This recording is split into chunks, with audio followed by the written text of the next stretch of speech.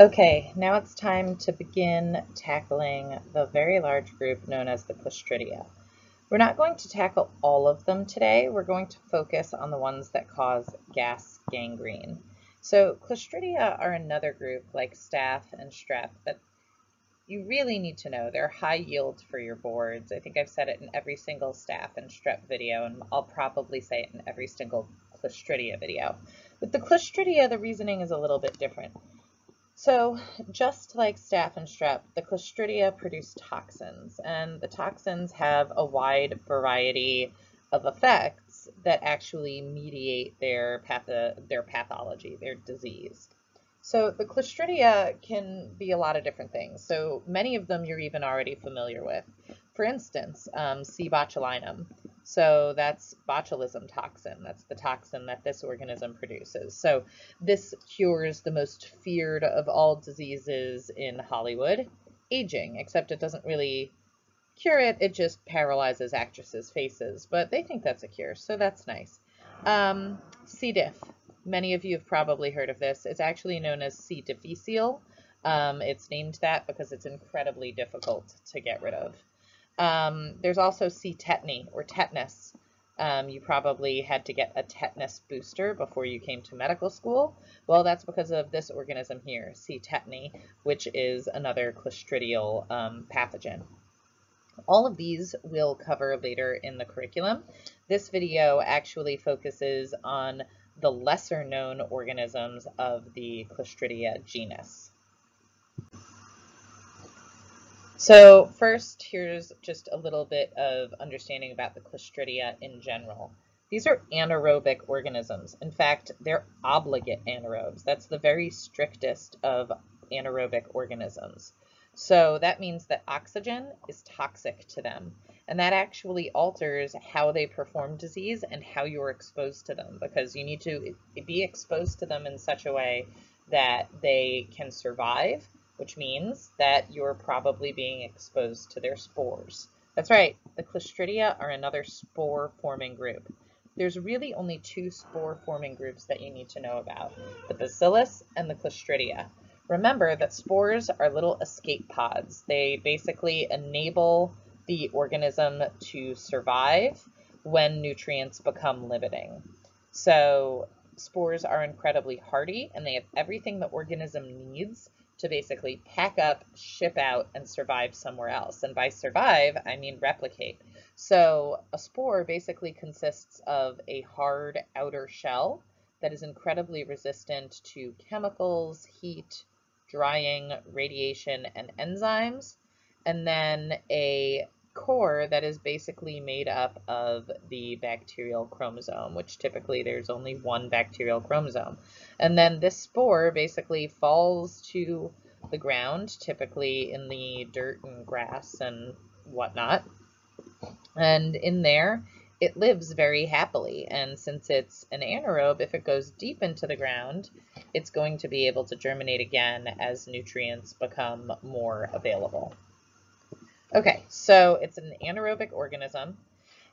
When it's in its germinating, vegetating state of, creating new bacterial populations, when it's replicating, you're going to see gram-positive spore-forming rods. And as I mentioned before, it produces exotoxins that are highly involved in its pathogenesis.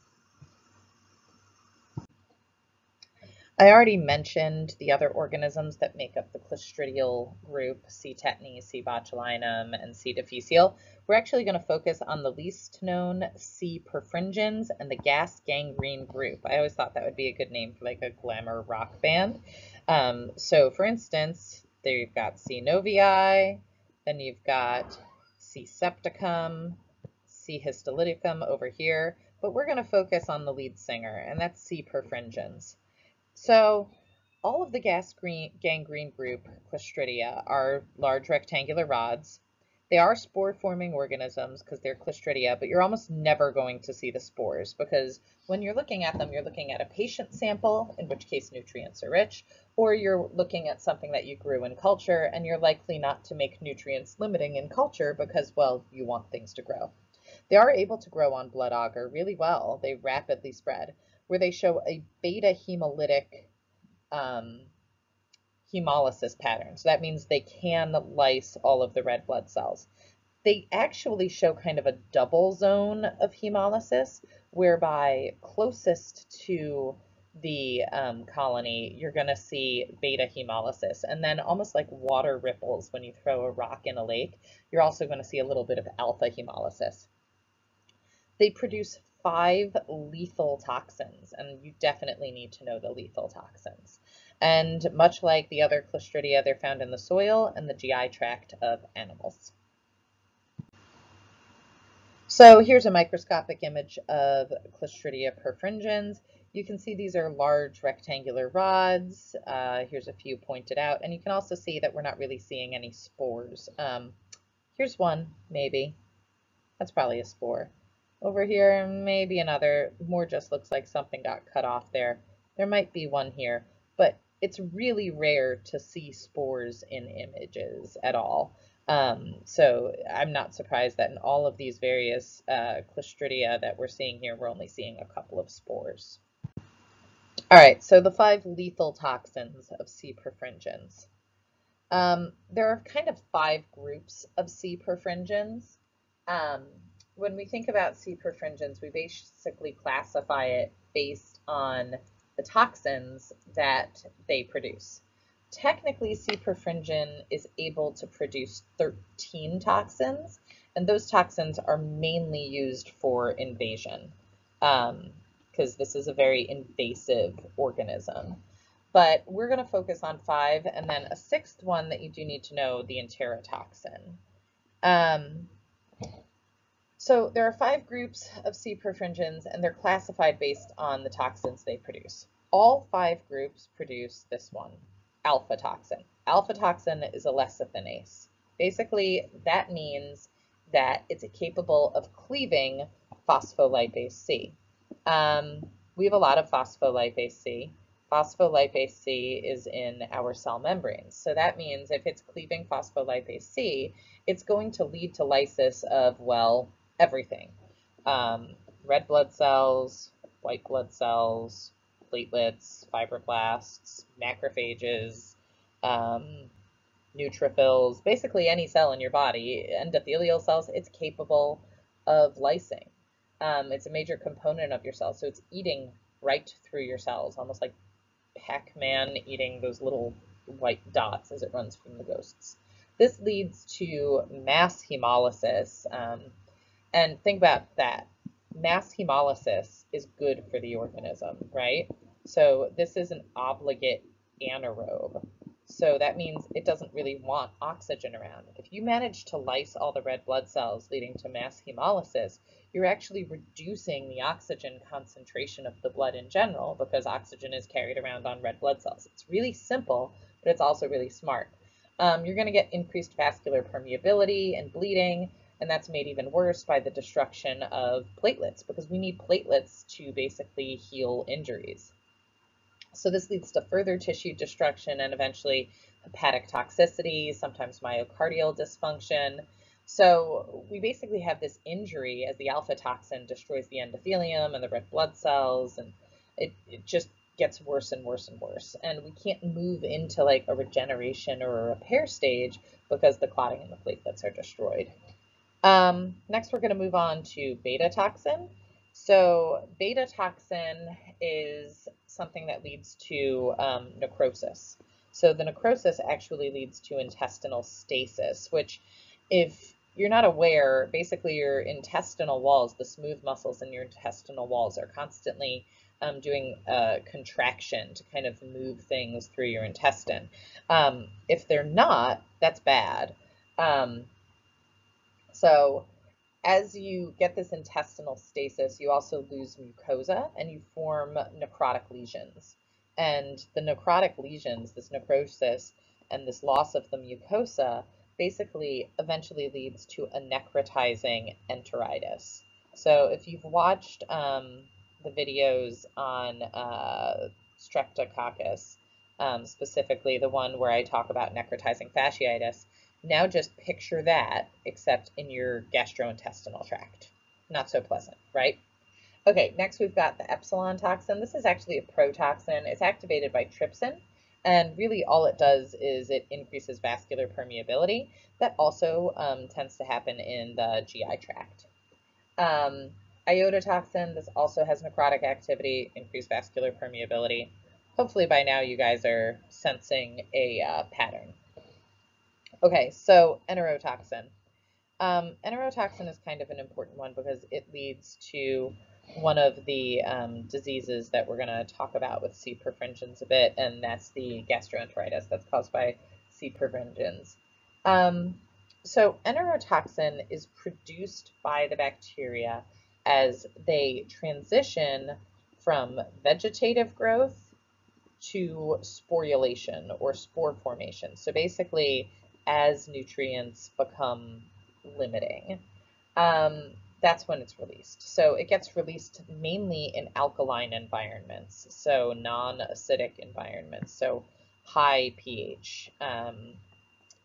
And we can find places like that in our bodies. For instance, our intestines. So the stomach has a very low pH. It's got a pH of about a 4, but the small intestine has a pH of about an 11.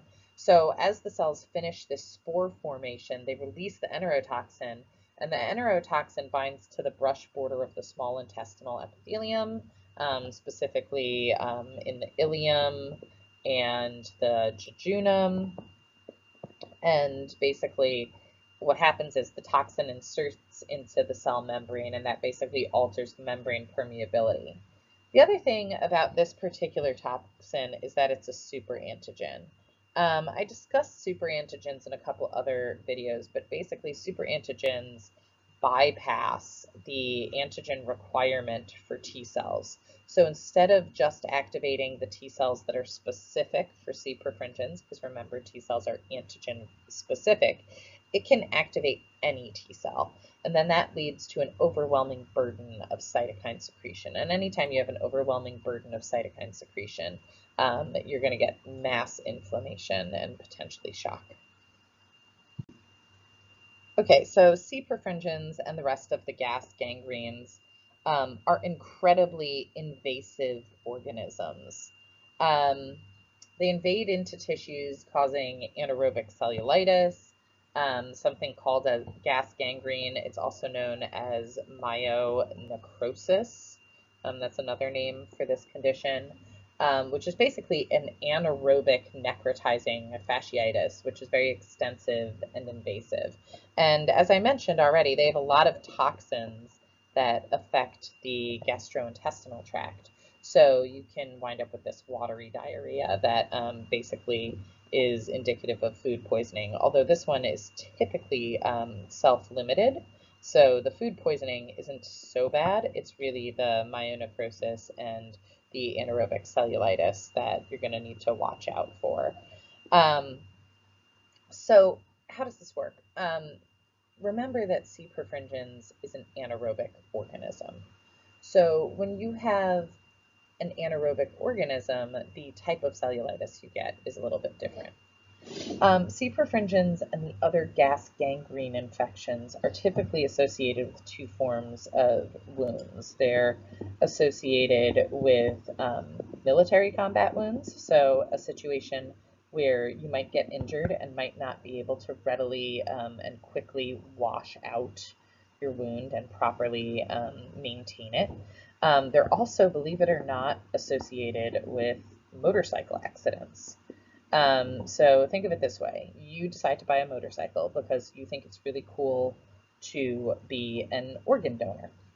And when you do that, you go out and you're cruising the open road and you slip on some sand and you wipe out and you get some really sweet road rash as well as a compound fracture and maybe, I don't know, hit your head.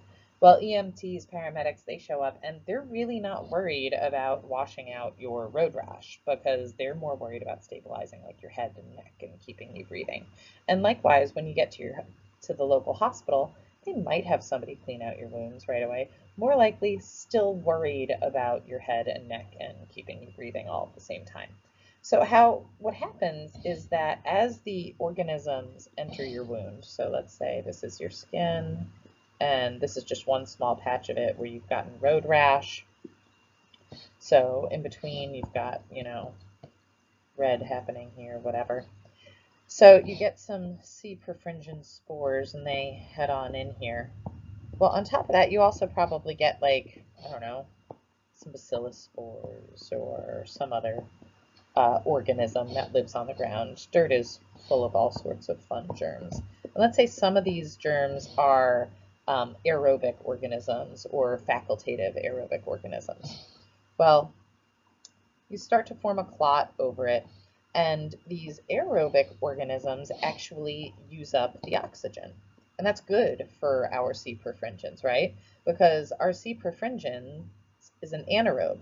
So before that spore can germinate and create new bacteria, it needs this guy to destroy all of the oxygen in the area. So once all the oxygen in the area has been destroyed, now C. perfringens can go about actually becoming C. perfringens again. It can become actual, gram-positive rods that are capable of germination and eventually producing toxins. Now remember, it's a anaerobe, so it's going to do this whole process anaerobically. So it's going to ferment, not respirate. And when this organism ferments, it's going to produce gas. So all this gas production actually can build up in the tissue. So this is a muscle biopsy of a patient who had C. perfringens. And you can note two things pretty easily. First off, there aren't a lot of inflammatory cells. So all these black dots are basically neutrophils.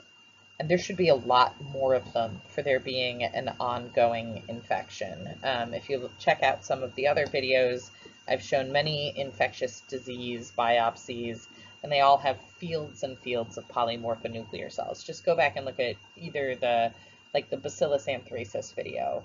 In that one small field with the organisms, you've got tons and tons of neutrophils present right there. And there just aren't that many here, and you would expect a lot more. Part of the reason for this is the alpha toxin. So the alpha toxin acts as that lecithinase that's just lysing all of our polymorphonuclear cells right then. And this also means that there are too little to do anything about it. So they're too few. And that is a problem. The other thing is they get there too late. So remember, a lot of our neutrophils need to be released from the granulocytic reserve in the bone marrow, and they're just not getting there fast enough to do anything about the replicating C. perfringens. The other thing is, remember I mentioned that this organism is going to do fermentation, and when fermentation occurs, you get gas buildup. Well, this is a muscle, so you can see that the gas is actually creating kind of spaces between the muscle bundles. And so that's actually forcing the muscle bundles kind of slightly separated. And that's a result of the fermentation that this anaerobic organism undergoes when it's introduced into the muscle. We're going to take a quick detour here to talk about the less severe effect of C. perfringens, and that's food poisoning. It's normally pretty self-limited, and it's due entirely to the toxins that increase permeability that we talked about in the previous slides. So the enterotoxin is one of those. It's a pretty short clinical course. There's a short incubation period after ingestion. It's mainly associated with meat products, so things like chicken, beef, gravy. That's where you're most likely to encounter C. perfringens mediated food poisoning. And they need to be contaminated with a pretty large number of organisms. It has to be inoculated with a pretty high amount to produce the enterotoxin. Presentation is really just what you would associate with food poisoning, some abdominal cramping and pain, vomiting, maybe a little bit of diarrhea. Disease doesn't last normally more than 24 hours. It's kind of like a 24-hour bug. And then patients are fine and they recover. So one of the other diseases that C. perfringens and the gas gangrene group can cause is basically an anaerobic cellulitis. So if you look at this picture and then you compare it to the pictures that I showed in the streptococci video of basically strep-induced cellulitis, you'll note some major differences. For one, well, it's black, not red, and staph and strep were both red. The black is actually accumulating blood and necrotic tissue. Again, that's a result of the various toxins that this organism produced. This picture is actually a patient with a compound fracture, and you can actually note the gas that is being produced in this cellulitis as a result of fermentation, and that's these, I'm going to get even closer here, that's these like gray bullae that you're seeing right here. This is all the gas that's being produced as the organism undergoes anaerobic metabolism. This patient thankfully only had cellulitis, so there was no muscle necrosis that occurred, just discolored skin and some bullae, and blood and skin necrosis. So it's only cellulitis, and patients with cellulitis can be treated and make a fairly unremarkable recovery in most cases. What's a far bigger concern with C. perfringens and the rest of the gas gangrene group is actual gas gangrene, or as I mentioned earlier, myonecrosis, and that's what's being shown here. This is potentially fatal. It's certainly life-threatening if you couldn't figure that out from the rather graphic picture below, and it shows the full potential of the gas gangrene group. This one is characterized by intense pain developing about 1 week after introduction of the organism into the tissue. Again, we're still talking about you'd be inoculated basically during trauma, sometimes surgery, but more often trauma.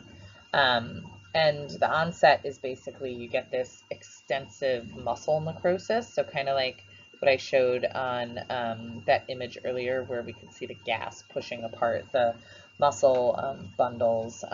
You'll get shock, eventually renal failure, and that can eventually lead to basically death.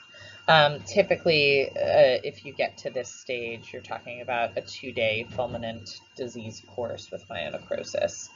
If you were to examine the muscle, you would see that necrotic tissue. The gas found in the tissue is basically indicative of the actively dividing bacteria, right? Because it only occurs as the bacteria are undergoing fermentation. And if you were to press your hands on this, you would hear a crackling sound, kind of like Rice Krispies or stepping on bubble wrap, and that's known as crepitus. And if you collected the exudate from these wounds, you would be able to see the gram-positive rods, but not inflammatory cells, right? Because they're getting iced. So this can occur as kind of a complication of anaerobic cellulitis, much the way streptococcal cellulitis could theoretically become necrotizing fasciitis. This particular image was taken from a 56-year-old patient who was found comatose after binge drinking, basically. And they performed surgical drainage and tried to treat it, and they were able to identify these bullae. And the bullae are, you know, it's gaseous, but it's not foul-smelling. It's different from other microorganisms that we sometimes encounter. Okay, so when we're treating Clostridia, perfringens, and the other gas gangrene groups, we need to initiate treatment immediately. So the lab is really just only performing a confirmatory role in this case, because you're not going to wait, because taking a look at that picture of myonecrosis, that can move pretty rapidly, so you're not going to wait to initiate treatment. So you could do microscopic detection, right? Microscopic detection is obviously possible, you'll just look for those gram-positive rods that I showed earlier. Remember, you won't really see the spores in it, but you can look for gram-positive rods and combine that with the symptomology and probably figure out that you might be looking at one of the Clostridia. If you grow it out, remember it grows pretty well on blood agar. You're going to see that double zone of hemolysis. So what do I mean by that? So you've got beta hemolysis, which is this very bright area directly surrounding the colony. Then remember earlier I mentioned it's kind of like dropping a rock in a pond. You're going to see that ripple effect. So the ripples will actually look more like alpha hemolysis. You can see that there. So here's where it gets really tricky. Microbiologists love to use Greek letters for, well, everything. So the hemolytic pattern of C. perfringens is beta hemolysis with an alpha double zone. The beta hemolysis is due to the alpha toxin. So the pattern is beta, the hemolytic pattern is beta. The pattern is accomplished through the work of the alpha toxin produced by C. perfringens. It's a little confusing, but think about it and you'll get there. There is another way that we can test in the lab for C. perfringens. So remember that that alpha toxin is a lecithinase. So it's going to basically break down lecithin, right? So there is something that has a lot of lecithin in it that we're all very familiar with. Egg yolk.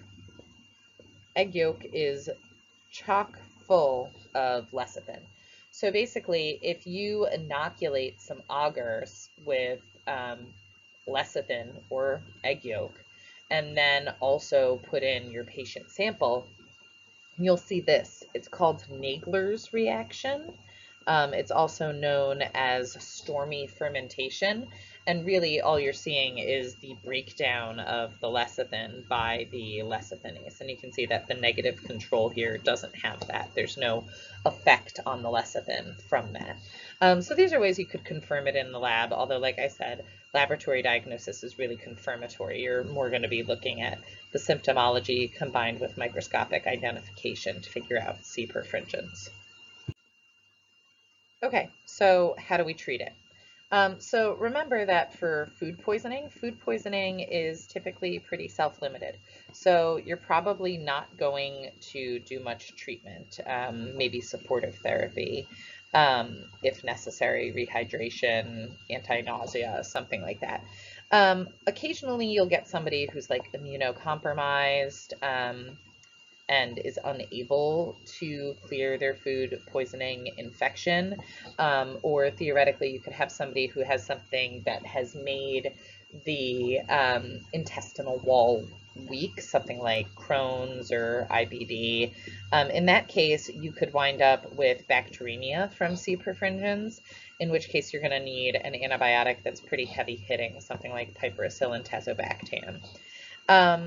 For gas gangrene or myonecrosis, you've got a couple of things you need to do. You're going to have high-dose penicillin. That's step one. A nice, strong cell wall inhibitor will take care of the organism itself. Remember that a lot of the effect that we see is actually due to the variety of toxins that C. perfringens produces. So in that case, you're going to need clindamycin. Some of the texts that I've seen mention this hyperbaric oxygen treatment. I don't think this is actually ever done. In fact, I'm not even certain there is a hyperbaric chamber at Rush. I keep meaning to ask all of our clinicians if they've ever even seen one. So while theoretically this could work, because remember, we're dealing with an anaerobic organism, it's highly unlikely that you would actually utilize this as a treatment. What you would definitely do, though, is surgical debridement. So with streptococcal necrotizing fasciitis, you're actually cutting out the diseased tissue. That's not entirely the case with myonecrosis and gas gangrene. In this case, you're actually exposing the bacteria to oxygen. Remember that Clostridia is, as I just mentioned, anaerobic. And it's not just anaerobic, it's an obligate anaerobe. It cannot even tolerate the presence of oxygen. The presence of oxygen is actually very toxic to it. So when you do this surgical debridement, you're actually exposing it to oxygen, and that's killing the bacteria, which is obviously better for your patient. And that is all I have on C. perfringens and the gas gangrene group.